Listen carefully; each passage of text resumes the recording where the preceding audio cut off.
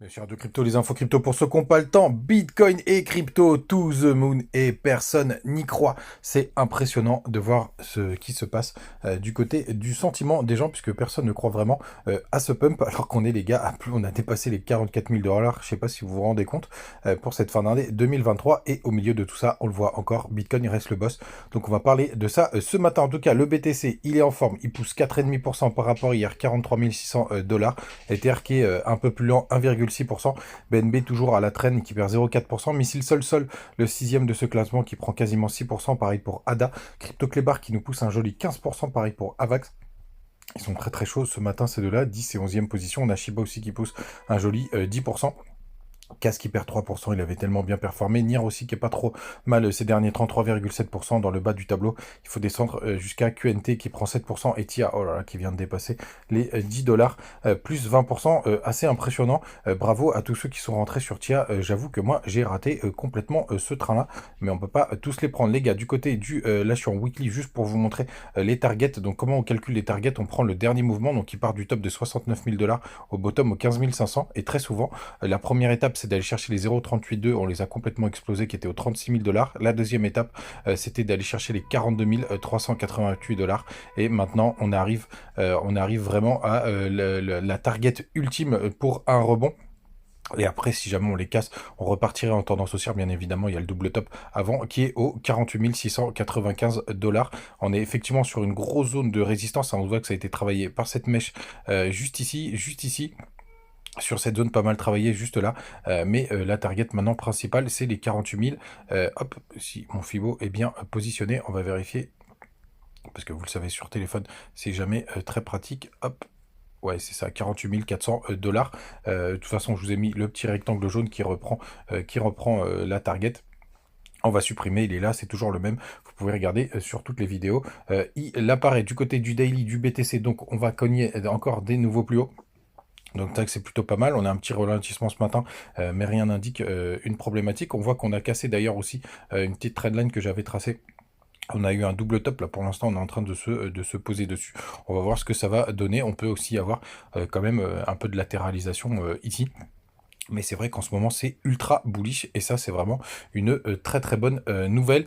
Du côté du long short ratio, hop, on voit quand même qu'il y a eu pas mal d'achats spot. Pour autant, les fundings étaient très positifs et ils ont pas mal baissé.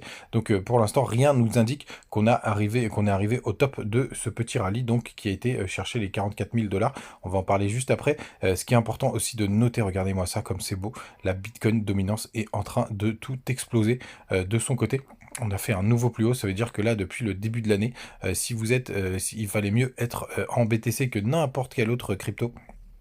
Regardez, la tendance, elle est vraiment très très propre. Il faudrait que je réajuste un petit peu hop, ma trendline.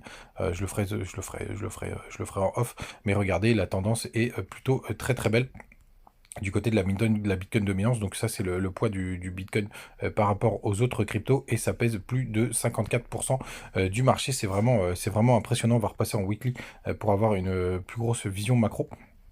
Ce qui serait pas mal, et on pourrait aller chercher même jusqu'à ces 60%. On le voit, on a eu le pic juste ici. Je pense pas qu'on ira beaucoup plus haut parce qu'après, malheureusement, je pense qu'il y a que la puissance enfin, l'Ethereum devrait rattraper son retard, etc. Mais c'est vrai que pour l'instant, c'est impressionnant le rallye que nous a fait le Bitcoin là depuis le début de l'année. Même depuis un an, il est vraiment le boss des boss et on va attendre vraiment son retournement et je pense que quand il y aura un retournement, ce sera une alt season complètement mémorable. On a toujours ce petit gap CME, on va voir si on aura besoin d'aller, enfin je pense qu'on le comblera quand on aura la correction. Mais c'est vrai que c'est impressionnant d'avoir laissé un tel gap sur le chemin et cette correction elle viendra forcément à un moment donné. Du côté des plus petites time frames en 1 heure, on voit qu'on est en train de faire un petit bull flag. Donc quand on a une petite consolidation vers le bas ici, c'est plutôt assez bullish quand on vient le casser. En tout cas, ça c'est une figure de continuation bullish. Donc dès qu'on vient breaker, pourquoi pas, hop, cette zone des 43 800 dollars breaké franchement, on pourrait avoir une nouvelle jambe haussière. En tout cas, on a touché les 44 500 grosso modo. Donc vraiment très très beau ce qui se passe du côté de BTC, on voit aux 4 heures. Pour l'instant, aucun ralentissement, il y a une petite divergence potentielle qui est en train de se former en 4 heures et encore elle est tellement légère, c'est plutôt un double top. Il faudrait aller casser ce point-là sur le RSI pour la confirmer. Donc pour l'instant les gars, aucun signe de retournement. On a eu des gros achats. On le voit sur cette bougie, sur cet histogramme des volumes. Donc pour l'instant, les gars, RAS, ça pump très très fort. Du côté des news, hier, je vous ai partagé pas mal de petits trucs sur Twitter. Où est-ce qu'il est mon Twitter? Me dites pas que j'ai pas ouvert mon Twitter, mais c'est pas grave, on va aller le chercher. Il s'est passé, si je vous ai partagé pas mal de petites choses là, notamment du côté des ETF spot. Aujourd'hui, il y a INSNP qui va lister sa crypto. Elle sera sur BitGet. Pour le coup, je pense que je vais mettre un petit billet dessus. Pas mal de petites news aussi du côté de l'avancée, enfin, du narratif autour du Bitcoin, là, parce qu'il y a quand même pas mal de monde qui sort du bois. D'ailleurs, je sais pas si ceux qui ont YouTube, je sais pas si vous avez vu passer la pub du CEO de XRP. Je crois qu'ils sont en train de pousser grave le sujet. Donc, il me tarde de voir ce que va faire XRP. Pour l'instant, c'est un peu mou du genou. La SEC qui a repoussé les ETF, l'ETF de Ethereum de Grayscale pour l'instant. On va voir si ça va revenir un peu plus tard. Un grand merci pour tous vos commentaires sur la vidéo d'hier. Elle a fait pas mal d'audience. Ça faisait longtemps que j'avais pas eu ça dans un marché plutôt mouvementé. Donc ça c'est plutôt une bonne nouvelle. Et alors je voulais revenir sur ce truc là parce que quand Carl The Moon tweet un truc, regardez, on était aux alentours des 36 000 $. C'est impressionnant comment il se passe complètement l'inverse de ce que dit ce mec. Ça reste vraiment un des meilleurs indicateurs.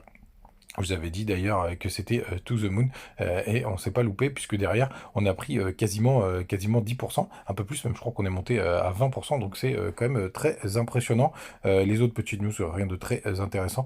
Ce matin, n'hésitez pas à nous rejoindre sur le Telegram, on partage toujours nos petites infos, etc. Et puis on va aller voir pour finir notre ami CoinGlass qui nous donne beaucoup d'infos. Et je vous disais, oui, donc il y a très peu de gens qui sont d'accord avec ce mouvement. Même moi, je vous disais, attention, on va avoir une correction, attention, on va y avoir une correction. Après, j'ai vu que mes petits camarades avaient à peu près la même analyse. Donc en fait, on se rend compte qu'on est aux 44 000 $ là, ce matin, ou allez, 43 500. Et que tout le monde se dit, oh là là, quand est-ce qu'on va se prendre une correction dans la gueule? Et ça, c'est hyper bullish, les gars, tout simplement, parce que personne croit en cette montée, donc tout le monde se méfie.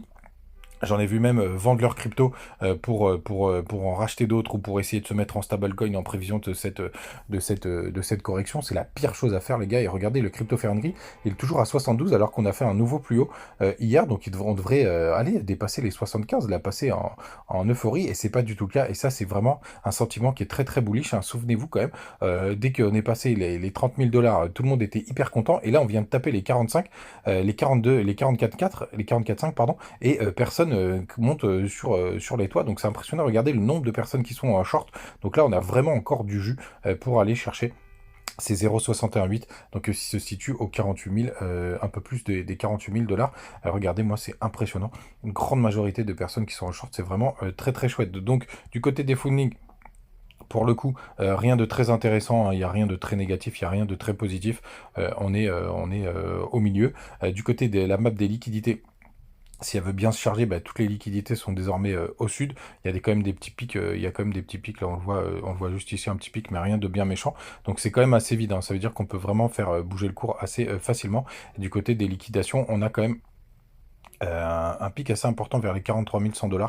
Ce serait pas dramatique d'aller le chercher et pourquoi pas de continuer, mais c'est vrai que quand on voit les liquidations, c'est un peu plus intéressant au sud. Les gars, vous savez tout, n'hésitez pas à utiliser les petits bonus en commentaire et n'hésitez pas à aller voir la vidéo, pour tous ceux qui l'ont pas vu, la vidéo d'hier qui parle donc justement du potentiel top de ce cycle et du bottom et même de l'accélération haussière, même si on est quand même en train d'en voir une assez sympathique. Et puis on se retrouve comme d'habitude demain. Et n'oubliez pas, ouais, il y a le listing de INSP. Pour le coup, je crois que c'est à 10h. On va checker tout ça, évidemment, du côté du Telegram. Ciao!